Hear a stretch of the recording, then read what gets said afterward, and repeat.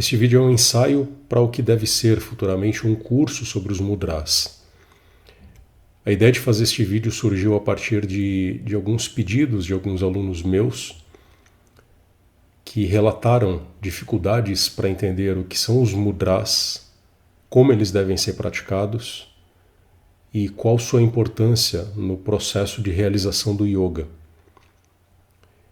Somando a isso, existe a visão popular, agora já entrando no assunto propriamente dito, existe a visão popular de que mudra é gesto feito com as mãos. Por exemplo, isto aqui é um mudra. Isto aqui é outro mudra. Isto aqui é outro mudra. E assim por diante. Então, toda vez que você pesquisa mudras na internet, em redes sociais, vocês se deparam com uma enormidade de informações, quase todas relacionadas aos mudras feitos com as mãos. Esses mudras que são feitos com as mãos são mudras, daí o nome. Mas eles são mudras de um tipo muito específico, são os mudras feitos com as mãos. Em sânscrito, hasta mudras. Hasta é mão. Porém, para quem estuda o Hatha Yoga, fica muito claro que esses mudras eles têm pouquíssima importância, para não dizer que não tem nenhuma. Eles têm importância muito pequena em situações muito específicas, geralmente na prática da meditação, né, na prática do samyama especificamente, e fora desses momentos específicos da prática da meditação e, em alguns casos, na prática de Sarvadarshan. Tem um vídeo meu falando sobre Sarvadarshan, dá uma olhada lá. A não ser nessas situações, a prática de Hasta Mudras é desnecessária. Em alguns casos é até inútil, porque realmente não vai produzir nenhum efeito maravilhoso, nada. Sua vida de yoga não vai mudar drasticamente porque você está fazendo mudras com as mãos. Os mudras que realmente importam no yoga, e consequentemente no Hatha Yoga, esse conhecimento vem do Hatha Yoga, são os Karana Mudras, os mudras feitos com o corpo, e os Mano Mudras, os mudras feitos com a mente. Na verdade, quase todos os mudras feitos no Hatha Yoga são uma combinação de atitudes corporais e atitudes mentais. Então, eles, de alguma forma, são simultaneamente Mano e Karana Mudras, ainda que a maioria receba a classificação de Karana Mudra, porque o corpo vai ser o instrumento principal da prática dessas técnicas. Vale lembrar que mudras são o terceiro passo dos 4 passos da Chaturanga Sadhana, que é o próprio método do Hatha Yoga. Existem vídeos meus falando sobre a Chaturanga Sadhana, vou deixar na descrição também. Por isso vale a pena situar os mudras dentro dessa estrutura de 4 passos. Nós temos Asana, que é o primeiro Anga, temos Pranayama, que é o segundo Anga, temos Mudra, que é o terceiro Anga, e temos Laya, que é o quarto e último Anga da Chaturanga Sadhana do Hatha Yoga. Essa estrutura de 4 passos, de 4 estágios ou 4 níveis, significa que você precisa dominar os níveis anteriores para poder fazer aquele conjunto de técnicas daquele nível em que você se situa. Então, por exemplo, para você começar a praticar os asanas, que é o primeiro Anga, você precisa ter passado pelas preparações que são desenvolvidas para quem pretende se tornar Hatha Yogi, para quem quer aprender as técnicas do Hatha Yoga. Então você precisa passar por Sthula Vyayama, que é ginástica corporal comum, precisa passar depois por Sukshma Vyayama, que é a ginástica sutil, já agregando conhecimentos um pouco mais profundos relacionados à respiração e principalmente ao prana. Uma vez que você tenha completado Sthula Vyayama e Sukshma Vyayama, você está pronto para começar a Chaturanga Sadhana, logicamente começando pelos asanas. Em seguida, você pratica os asanas, você domina os asanas, você se torna habilidoso na prática de asanas e com isso você se prepara para o próximo anga, o segundo anga, que é pranayama. Então você só faz pranayama se você tiver completado o seu treinamento de asanas, se você já domina asanas. Dominar asanas, como eu explico na minha masterclass, significa ter conforto e estabilidade em todas as posturas que você vai realizar, perceber o silêncio meditativo ao praticar os asanas, realizar os asanas em longa permanência, permanências de 10 minutos aproximadamente. Enfim, tem uma série de requisitos que vão determinar se o praticante realmente domina asanas ou não. E uma vez que ele tenha dominado asanas, ele consegue então passar para o próximo anga, que é pranayama. Em pranayama, ele precisa se dedicar a 2 conjuntos de pranayamas relacionados à saúde, os dosha pranayama, para equilibrar os doshas, enfim, para trazer saúde plena para o indivíduo, caso ele tenha algum tipo de desequilíbrio. Parênteses aqui, quase todo mundo tem algum tipo de desequilíbrio de saúde. Então, para isso, os pranayamas de doshas realmente são uma ajuda bastante importante. E os pranayamas de meditação, os dhyana pranayama. Então, esses 2 conjuntos que perfazem o conjunto de técnicas do pranayama também precisam ser aprendidos, praticados, dominados. E uma vez que o praticante completou seu treinamento de pranayama, ele pode então, e só então, passar para o próximo anga, que é mudra. Então, veja só, para você chegar em mudra, você precisa dominar asanas. E eu falo aqui não de fazer as posturas, fazer vinyasa, aquelas coisas todas que a gente vê nos sistemas modernos. Eu estou me referindo à prática efetiva de asanas conforme a tradição do Hatha Yoga. Nada além disso. Em seguida, precisa dominar pranayama e aí sim a pessoa vai estar pronta para começar a entender os mudras e praticar os mudras da forma como os Hatha Yogis ensinam até hoje. Por que pranayama é tão importante para quem vai fazer mudra? Basicamente porque mudra trata de manipulação das energias sutis. Para ser mais específico, mudra trata da canalização das energias sutis, canalização do prana, para dentro do canal central de energia, o sushumna. Na anatomia sutil nós temos vários canais de energia que possibilitam que o prana circule por todo o corpo. E existe um canal que é o mais importante de todos, que é o sushumna, que é justamente o canal central de energia, ao longo do qual se situam os chakras, que no corpo são 7, ao todo são 8. Existe o 8º chakra, que está situado acima da cabeça, fora do corpo. Os outros 7 estão situados ao longo deste canal central de energia, que é o sushumna. E o que os mudras fazem especificamente, pelo menos é o que ensina a tradição tântrica do Hatha Yoga, é que por meio dos mudras nós conseguimos direcionar essa energia sutil, este prana, para a base do nosso corpo e fazer com que ela suba por dentro do sushumna, atravessando os chakras e chegando até o 8º e último chakra, que está acima da cabeça. Esta é a principal função dos mudras, fazer a ascensão dessa energia. Alguns de vocês já devem ter escutado a expressão despertar da Kundalini, que alude justamente a esse processo de canalização da energia sutil, do prana, para dentro do sushumna, que é esse canal central de energia, fazendo com que essa energia atravesse os chakras e chegue até o topo da cabeça. De acordo com a tradição, quando essa energia realmente completa essa ascensão, quando ela realmente é deslocada e chega ao topo da cabeça, a pessoa atinge a iluminação, chega à libertação final, que é o objetivo da prática do yoga. Em linhas gerais, é para isso que servem os mudras. Para ser mais exato com a explicação técnica, os mudras são as técnicas utilizadas para fazer a elevação da Kundalini, essa energia sutil, ao longo do Sushumna, atravessando os 5 primeiros chakras, desde o chakra da raiz até o chakra da garganta, Vishuddha Chakra. Nos 3 últimos chakras, já são outras técnicas que são utilizadas, são os layas.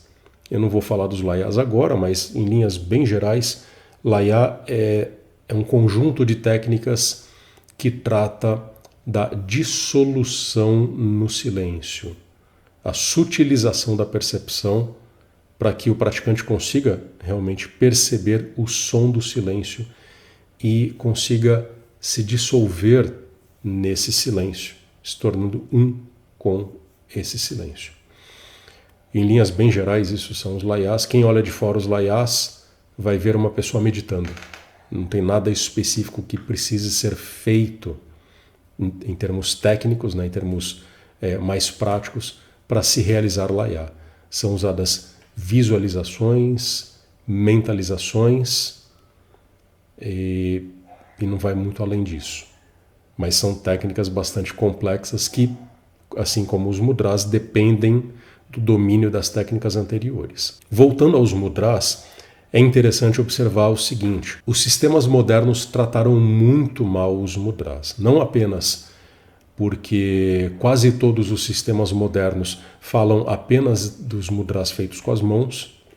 Então, se você chega em qualquer professor de um sistema moderno, pergunta para ele o que são os mudras, quase todos eles vão falar dos gestos feitos com as mãos, né? Como eu falei no começo, pode ser isso aqui, que é a tal da mãozinha de meditação, pode ser isso aqui, que é a mãozinha de namastê, né?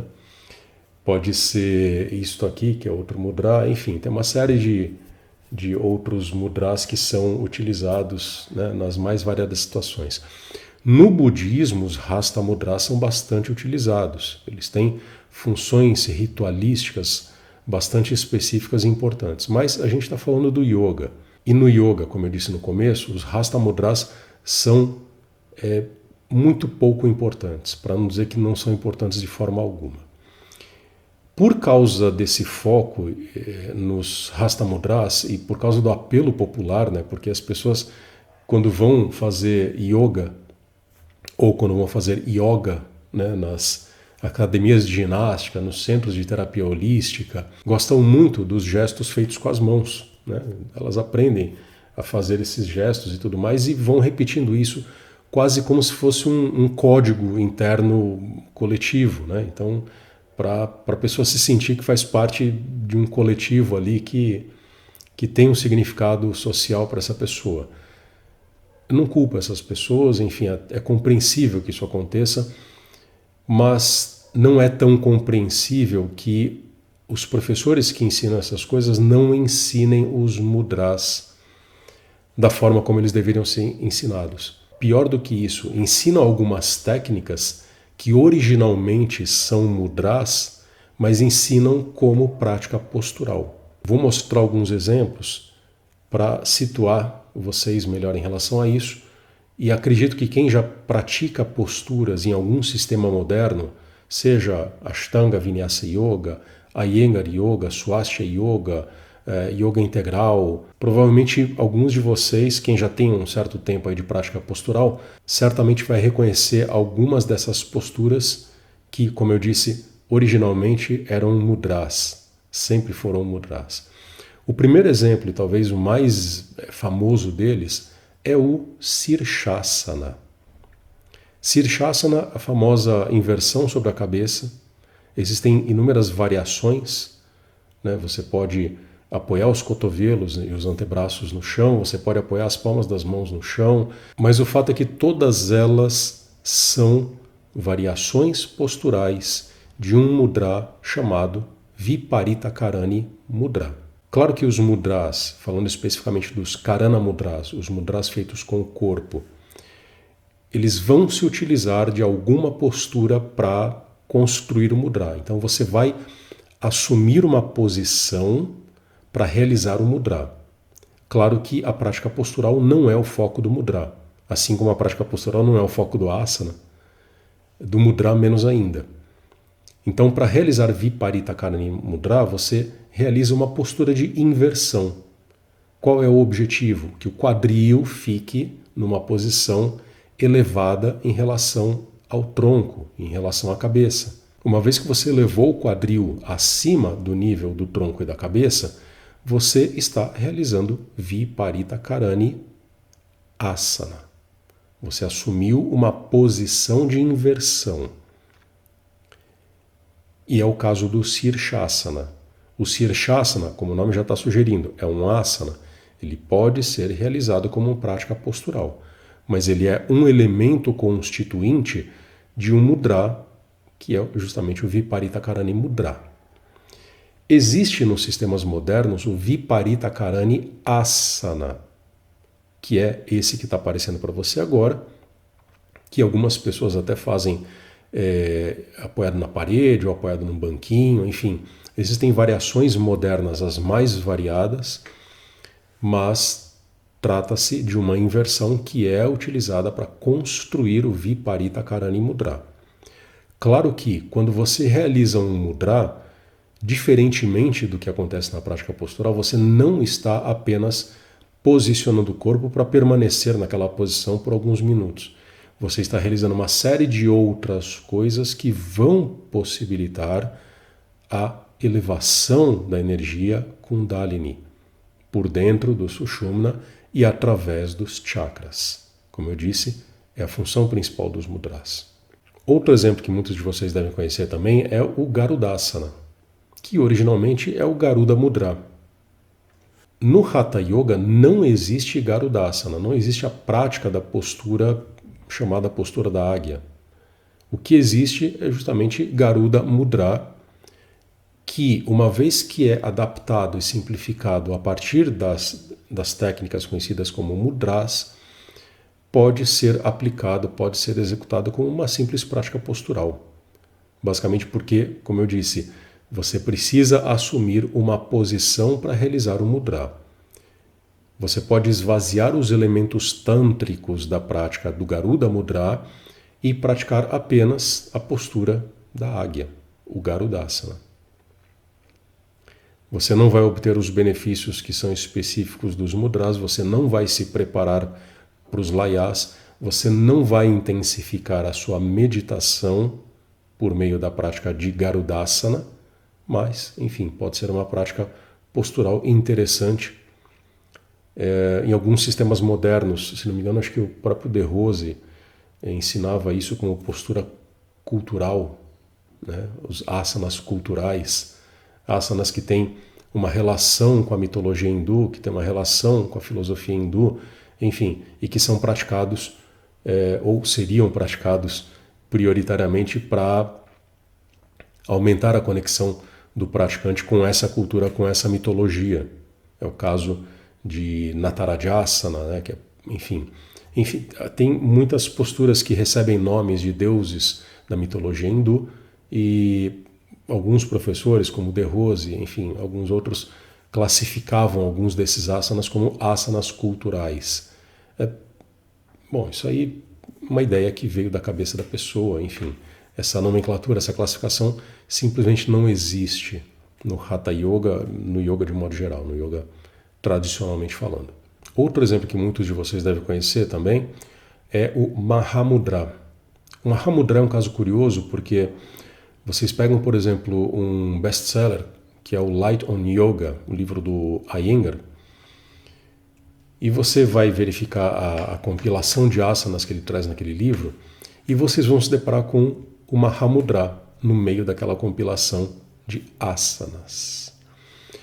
Ou seja, ele pega um mudra que tem nome de mudra, ele mantém o nome do mudra e apresenta aquilo como uma técnica de asana, como um asana.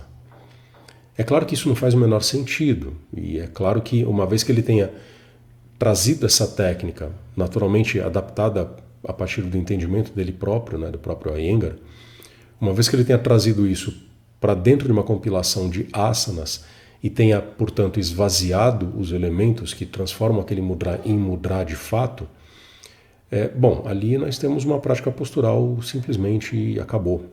Não se fala mais disso. Mas Mahamudra é uma técnica bastante poderosa, né, dentro dos mudras mais praticados e mais recomendados pelos mestres. Mahamudra certamente é um dos mudras importantes, entre os 40 que perfazem o conjunto de mudras do Hatha Yoga, são ao todo 40 mudras, e é uma técnica que lembra muito o Janu Shirshasana, aquela postura em que você estende uma das pernas, estende a coluna numa anteflexão intensa, procurando, né, levar a cabeça até o joelho, daí o nome Janu Shirshasana. Janu é joelho, Sirsha é cabeça, né, então levar a cabeça até o joelho, porém com um foco nas energias sutis, com foco na linha central do corpo. Mahamudra tem alguns elementos do Janu Shirshasana, mas o foco é mudra. E, por causa disso, este mudra exige não apenas a técnica corporal, a técnica postural, como também algumas técnicas de bandhas, modos de respirar, enfim, é todo um conjunto de elementos que perfazem o Mahamudra e que fazem com que este mudra seja um mudra realmente e não simplesmente um asana, como a gente vê na compilação do professor Iyengar. Outros pontos importantes a comentar aqui sobre os mudras são os seguintes. Primeiro, como eu já enfatizei, você não vai sair por aí fazendo mudras. Realmente não recomendo que você faça isso. Mudras são técnicas bastante complexas, difíceis, intensas e que impactam até mais do que os pranayamas na saúde do praticante, na vida do praticante. Então, se você não tem um bom domínio de asanas, não tem um bom domínio de pranayamas, você não vai passar e começar a fazer mudra. Por isso, realmente não é um conjunto de técnicas que se possa fazer sem orientação. Talvez eu produza um curso relacionado aos mudras.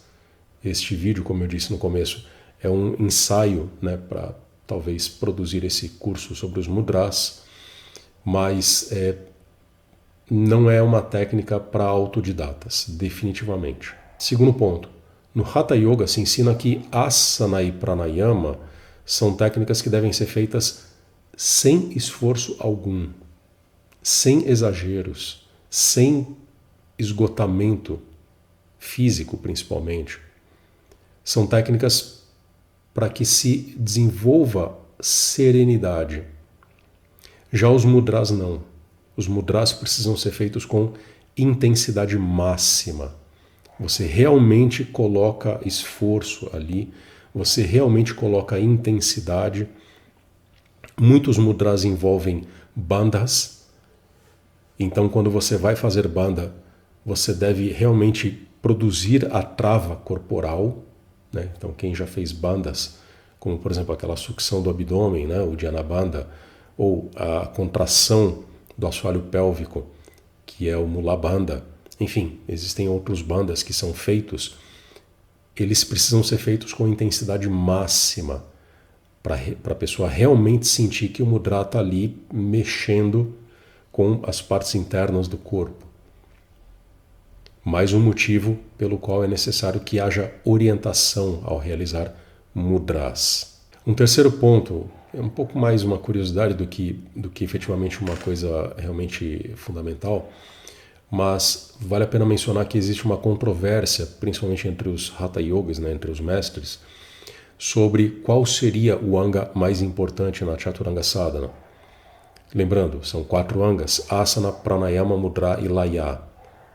Desses 4 angas, alguns mestres dizem que os pranayamas são a técnica mais importante, porque é por meio do pranayama que a gente consegue realmente preencher o corpo todo de prana, fazer com que o prana se expanda e chegue a todas as partes do corpo.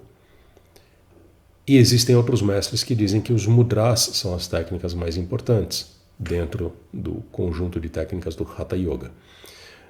Basicamente porque os chakras são as técnicas responsáveis por iniciar o processo de elevação da Kundalini, a partir do Mula Bandha e, enfim, chegando até o 5º chakra, depois o praticante passaria para os layas. Eu fico um pouco em dúvidas, né, se pranayama ou mudra, mas eu tendo a acreditar que os mudras são mais importantes que os pranayamas. Ainda que o pranayama seja a base necessária, obrigatória, para realizar mudras, são os mudras que vão produzir, pelo menos uma parte importante, do processo de elevação da Kundalini. E ao realizar essa elevação da Kundalini, é que o praticante consegue realmente intensificar a sua meditação e fazer com que a meditação realmente produza os efeitos necessários, às vezes levando o praticante para o terceiro e último nível da meditação, que é o Samadhi. Por isso, eu tendo a concordar com aqueles mestres que dizem que os mudras são as técnicas mais importantes. Lembrando, não são os mudras feitos com as mãos. São mudras feitos com o corpo, feito com a mente, com uma atitude introspectiva extremamente intensa, porque basicamente nós estamos falando de yoga. Não estamos falando de brincadeiras de circo, nem de clubinhos de prática de ginástica mística.